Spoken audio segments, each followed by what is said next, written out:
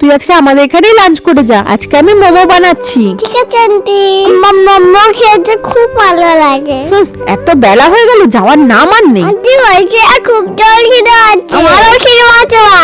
হ্যাঁ এই তো প্রায় হয়ে এসেছে, একটু দাঁড়া। কি রে মিনা, তুই এখানে বসে আছিস? লাঞ্চের সময় হয়ে গেল, চল ঘরে। মিনা আজকে আমাদের সাথেই লাঞ্চ করে নেবে, আমি আজকে এদের জন্য মোমো বানাচ্ছি। না না, ও লাঞ্চে মোমো খায় না। চল আমি যাবো না। যাক, বাঁচা গেল। এনে চুমকি তাড়াতাড়ি খেয়ে নে, নাহলে আবার এসে যেতে পারে মিনা। তুই ওদের ঘরে গিয়ে কি করছিলি? লয়টা আমাকে খেয়ে বললো। না, লোকের বাড়িতে ওরকম যখন তুমি তখন খেতে নেই। খাইয়ে না। দাঁড়া, আমি তোর খাবার দিচ্ছি। তুই কালকে চলে গেলি কেন? তুই যাবার পর একটা বড় তরমুজ খেতেছিল, যা মামি চলে গেল।